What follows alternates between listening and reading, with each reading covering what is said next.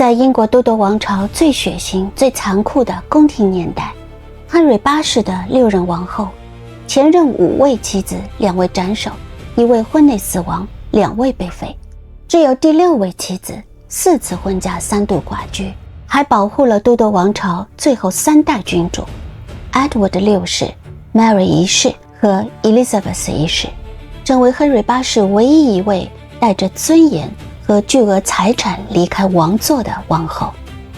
她就是 Catherine Parr， 都铎王朝最被低估的传奇女性。欢迎观看本期的风流志，查史不易，没有天理，拜托您点赞关注并转发我的频道，谢谢。Catherine Parr 出生于1512年，比之前姓长大22岁，和明朝的嘉靖帝是同一时代。他父亲是 Edward 3世的后代，和都铎王室算是远亲。Catherine 自幼丧父，3个孩子全靠母亲独自抚养。他母亲是亨瑞第1任王后阿拉贡的 Catherine 的侍女兼挚友，还是宫廷王家学校的校长。有了这层关系，Catherine 不但有了一个王后教母，还有了和王后同款的名字。她不喜欢女工，但熟练掌握了拉丁文、法文、意大利文，博览群书。在连贵族女性都多数是文盲的16世纪，她的学识已经足够和宫廷学者、神职人员交流探讨了。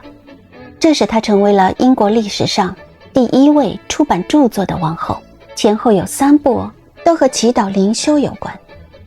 1529年，17岁的 Catherine 听命家族安排，嫁给了一位男爵爵位的继承人 Edward。Edward 的父亲，也就是男爵本人，是个性情暴躁、控制欲极强的人。他曾把自己的另一个儿媳赶出家门，还判定这位儿媳的孩子为私生子。Edward 从小就习惯了活在父亲的阴影下，但在开明自由的家庭里长大的 Catherine 根本没有办法适应这种压抑专制的环境。她和母亲关系亲密，就经常写信询问母亲对策。面对公公的强势，她反而表现得比丈夫更坚强。Edward 似乎身体不太好，他和 Catherine 没有生下儿女。婚后第4年，还没有机会继承男爵爵位的 Edward 不幸病逝。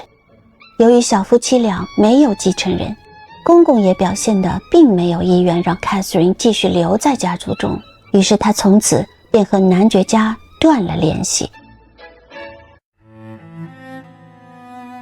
Catherine 搬去了另一位同样寡居的朋友的庄园。1年后，她和这位闺蜜的亲戚第3代拉蒂莫男爵走入了第2段婚姻。这时候的 Catherine 还只有22岁，而丈夫已经41岁，并且结过了2次婚。不过帕尔家族虽然是王族后代，却已经没有了世袭爵位。这场婚姻虽然年龄差距大，但让 Catherine 拥有了自己的豪华住所、高贵的爵位，以及一位在北方拥有地位和影响力的丈夫。婚后，她直接成为了2名未成年孩子的继母。从后面她对待亨瑞8世的3个孩子来看，她和这2名继子的关系应该也不错。有一次，因为发生叛乱，叛军还将 Catherine 和年幼的孩子们扣为人质，要挟她的丈夫。经历了这番险境后，她在家族中的地位也得到了稳固。但婚后第8年，Catherine 的第2任丈夫又病逝了。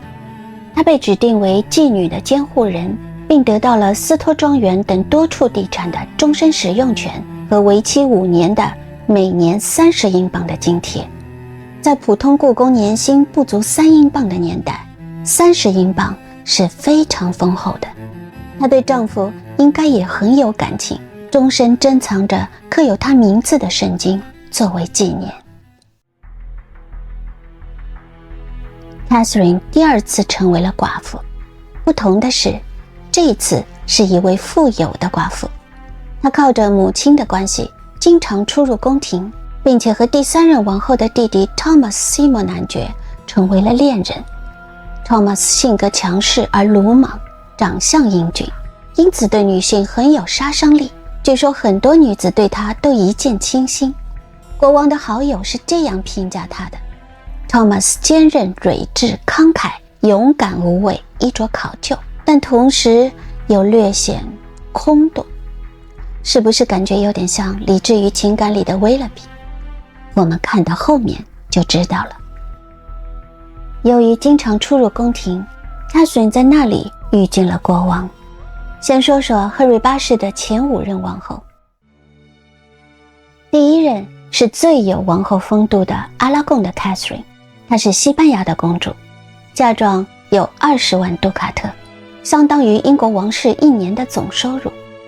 本来她是亨利八世的亲嫂嫂，但他哥哥15岁结婚才5个月就病逝了，和阿拉贡的 Catherine 并没有圆房。公公亨利7世为了避免按照婚前合约向西班牙退还嫁妆，就安排23岁的 Catherine 改嫁给了次子17岁的亨利8世。很多电影里面出现的亨利第1任的妻子都是干巴巴的样子，来衬托 Anne Boleyn 的美貌。但历史上，阿拉贡的 Catherine 在年轻时被誉为世界上最美丽的人。当时的英国大法官 Thomas More 就说过，很少有女人能在鼎盛时期与王后相媲美。婚后的24年里，原配 Catherine 经历了6次人生，吃尽苦头，最后只有后来的女王 Mary 一世存活下来，也就是人们经常提到的血腥玛丽。可即便如此，她还是被执着于男性继承人的亨利狠心废后，退位不久便郁郁而终。第2任就是著名的 Anne Boleyn， 她是原配的侍女，精明而又充满野心。她对国王得到自己开出的条件是成为王后，正是她点燃了亨利后面的一个又一个的灭妻模式。Anne 好不容易挤走原配，但只生下了一个女儿，也就是后来的女王 Elizabeth 一世。之后她接连3次流产，其中至少有1次是男胎，这让亨利对她彻底失去了耐心。仅仅在最后1次流产10天后，亨利就罗织了乱伦和密谋弑君的罪名，将她砍头。第3任 Jane Seymour 正是第2任王后 Anne 自己的侍女。16世纪的欧洲宫廷中，王后的侍女通常是贵族家庭中最优秀的年轻女性，她们青春，受过教育，长相出众，又全部出身良好。正因如此，王后的侍女群成为了亨利的王后池。Anne 被斩首仅仅11天后，亨利8世便火速地再次结婚，并终于如愿得到了一位男性继承人 Edward 6世。Anne 终究落得了比原配 Catherine 更为凄惨的结局。她不但重蹈覆辙，被自己的侍女挖走了国王的宠爱。曾经 Anne 逼迫原配的女儿 Mary 公主做自己女儿 Elizabeth 的侍女，如今 Elizabeth 也沦为了弟弟 Edward 的侍女。所幸 Jane Seymour 比较厚道，她上位后善待 Mary 和 Elizabeth， 主动调和王室的矛盾，是亨利的6位王后中口碑较好的一位。但她产后不幸感染产褥热，生下王子仅仅10余天后便重病身亡。第4任王后的结局也是被废，情况有点像美颜主播翻车门。Anne 是地道的德国人，来自神圣罗马帝国。德国外交官给亨利展示的画像看上去是个大美女，再加上他的首席大臣 Cromwell 对 Anne 的极力赞美，让亨利一口答应了这门婚事。结果线下见光死，亨利对肉身 Anne 的容貌和气质极度不满，始终提不起兴趣与她圆房。这段婚姻仅仅维持半年便被宣告无效。Anne 随后便被册封为了国王挚爱的妹妹，而被国王认为夸大了 Anne 优点的 Cromwell 被以叛国罪处死。不过历史上很多认识 Anne 的人的确有说过她美貌且对仆人宽厚慷慨。被废后，她没有回去德国，每年从英国王室那里享有100万美元左右的年金和各处豪宅庄园的使用权。在英国舒适地生活到了1557年去世，比亨瑞8世还多活了10年，是6位王后里唯一一位善终的。第5任王后是19岁的 Catherine Howard， 她也是第4任王后 Anne 的侍女，也是亨瑞6位王后中最年轻最美丽的一位。青春貌美的她深得49岁的亨瑞的宠爱，被称为没有刺的玫瑰。然而仅仅1年半后，她便因通奸罪被送上了断头台，年仅20岁左右。到此为止，国王的老婆果然基本都没有好下场。那个时候的亨瑞不但已经老了，而且肥胖臃肿，常年因为腿部的疾病折磨，性情变得更加暴躁，朝野上下人人害怕。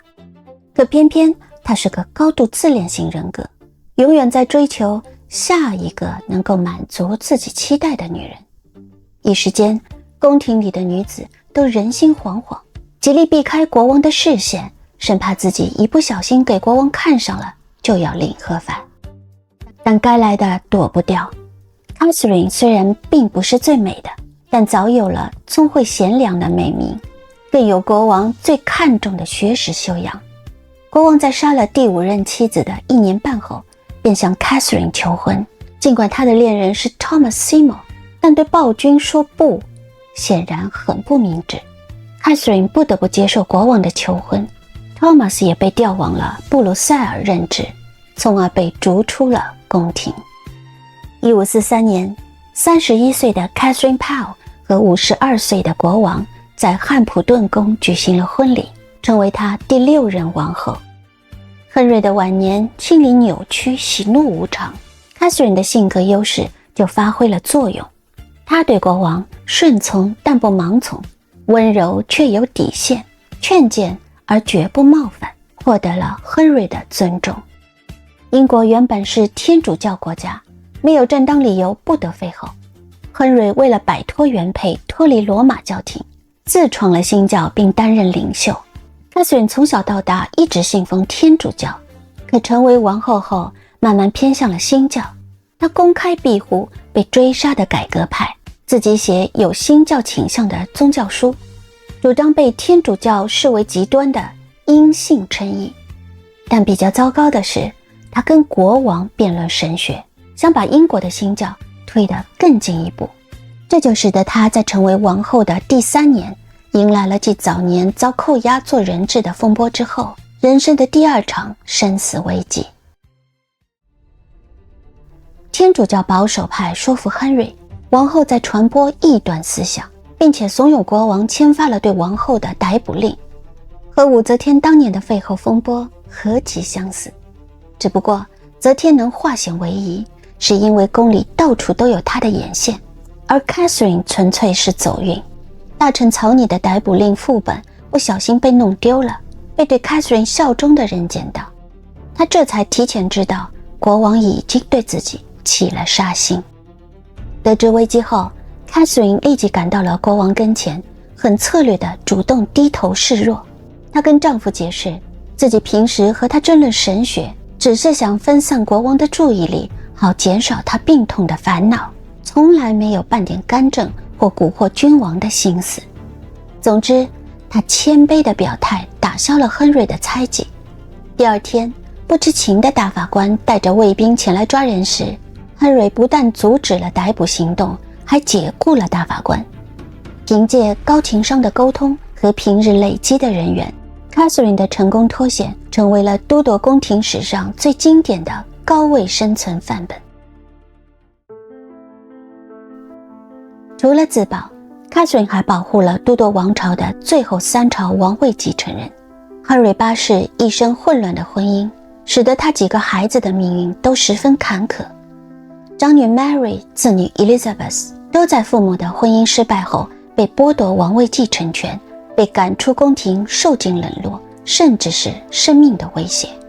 Catherine 成为王后后，不但善待 Edward， 还成功地劝说亨瑞恢复了 Mary 和 Elizabeth 的王位继承权，还把2人重新召回宫廷。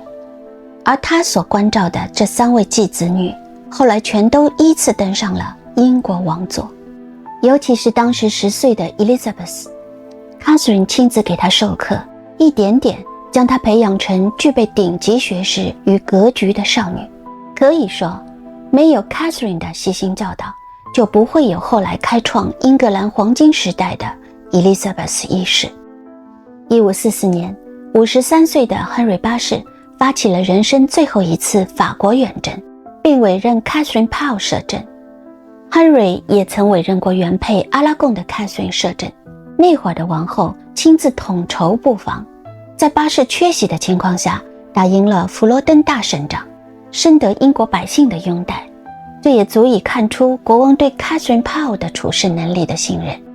而事实证明，他执政稳重，并且完全可以制衡朝局，按照自己的意愿发布政令。3年后，56岁的亨利8世病逝。按照他的遗嘱， Catherine Parr 终身保有王后相同的礼遇和尊重，年金7000英镑，相当于现代的400到700万美元吧。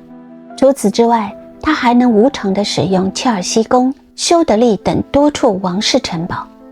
Catherine 不但一举成为英国最富有的女人之一，还坐拥显赫居所，人生看似迎来了美好而又稳定的未来。更妙的是，Catherine 的旧情人 Thomas Seymour 在亨瑞驾崩前不久结束了海外任职，返回宫廷。这背后可能有2个推手。第一， Catherine 是被迫嫁给国王的，因此始终对这位旧情人念念不忘。第二，由于下一任国王 Edward 6世的生母是第3任王后 Jane Seymour， 随着亨瑞病重， Seymour 家的长兄 Edward Seymour 成为了摄政护国公。Seymour 家一时权倾朝野，因此身为家族次子的 Thomas 重回朝廷也显得顺理成章。可令人大跌眼镜的是，如此大好前途却被 Thomas 难看的吃相给破坏殆尽。国王死后才1个月，39岁的他便向13岁的 Elizabeth 公主求婚，遭枢密院否决。随后他又向30岁的 Mary 公主求婚，再次遭到了枢密院的拒绝，并同时成功地引发了 Mary 公主对 Thomas 的相当的厌恶。当然，在此期间，他还不忘保持着和36岁的太后之间的暧昧关系。Thomas 对权力的上位欲贪婪到令人发指，在公主们那里接连碰壁之后，深情款款、家底丰厚的王太后 Catherine 成为了他的 Plan B。 于是在国王过世3个月后， Thomas 对国王的3个女人发起的连环攻势以和富有的太后秘密结婚收场。这场婚事让 Mary 公主对 Thomas 和太后极度不满，以至于在 Mary 登基后剥夺了 Catherine 的弟弟的爵位，直到 Elizabeth 登基以后才得以恢复。婚后， Catherine 带着 Elizabeth 与 Thomas 一同居住。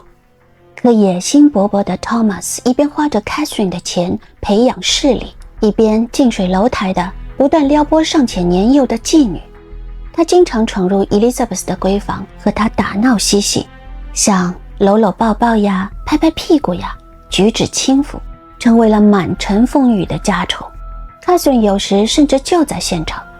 最初他还将这些搂抱追逐、打闹嬉戏视为无伤大雅的家庭玩笑，直到 Thomas 对14岁的 Elizabeth 表现出了越来越异常的关注后， Catherine 才意识到事情已经越界，便不得不忍痛将 Elizabeth 送离了自己的住所，这才保全了王室家族的体面。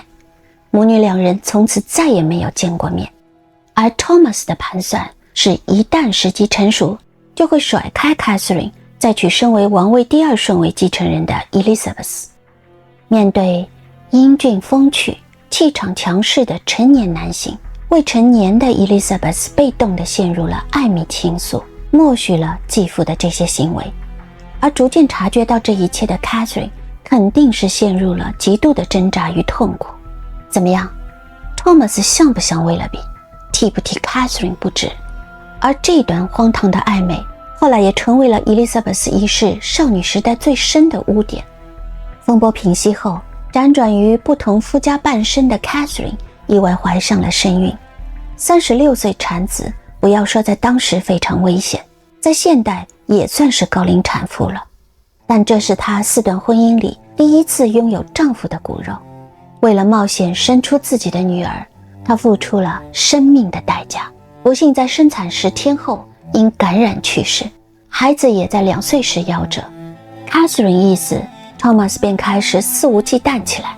他偷偷贿赂 Elizabeth 身边的侍从与管家，打算强行和14岁的妓女成婚，再借着自己是国王亲舅舅的关系，掌控当时只有9岁的国王 Edward 6世。